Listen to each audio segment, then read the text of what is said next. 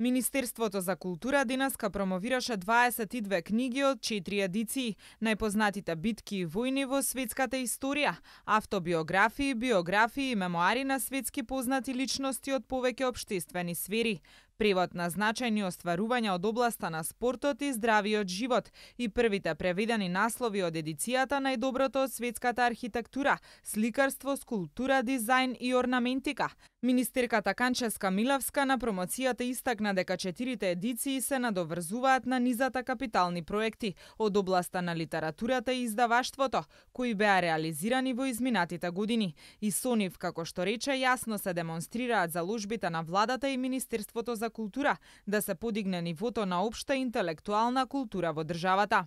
Уверена сум дека едициите ќе влијаат на едукативниот и образовниот процес во нашата држава, особено кај младите генерации, кои се наоѓаат на прагот на својата понатамошна професионална определба и кои преку културата, науката и образованието треба да се идентификуваат и да градат цврсти релации со другите напредни средини.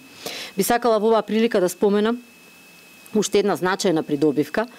на оваа едиција, во која се вклучени 400 исклучителни наслови, а тоа е афирмацијата на виталноста, животворност и потенцијалите на нашиот македонски јазик на лингвистичката мапа на светот.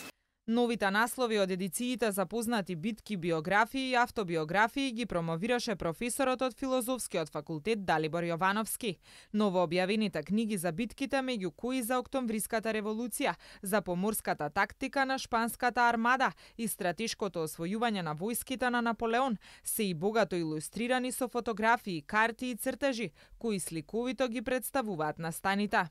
Во едицијата за мемуари на значајни личности се објавени биографии за оперската певица Марија Калас, за индискиот нобеловец за литература Рабиндранат Тагоре, како и автобиографии на Дарвин, Ајнштајн, Теодор Рузвелт. Новите наслови од едицијата во светот на спортскиот и здравиот живот се однесуваат на менаџментот во спортот, филозофијата на спортот и неговата практична примена. Првите преведени наслови од едицијата за архитектура и дизајн ги представи Јана Манева, професор на Европскиот универзитет. На промоцијата присуствуваше и председателот на ВМРО ДПМН, кој изјави дека е задоволен што капиталниот проект за превод на книги од повеќе едиции се реализира според динамиката и планот.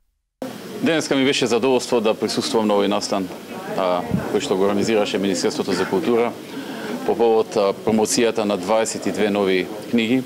од различни области кои што ги започнавме уште во времето кога јас бев председател на владата. И еве гледам сега дека добро тече реализацијата. Денеска се промовираат 22 нови наслови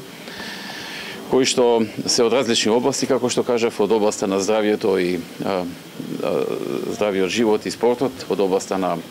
дизајнот и орнаментиката, познати личности и нивни автобиографии и од областа на различни историски настани, битки и така натаму, така што една интересна комбинација на различни области во една едиција, кои што ќе се најдат во националните универзитетски библиотеки, во другите библиотеки, и секој ќе може да ги купи во Скопје во НУП, во Националната универзитетска библиотека, а низ Македонија во другите библиотеки. Така што го збогатува книжевниот опус на преведени значајни дела во светската книжевност и во светската научна мисла во различни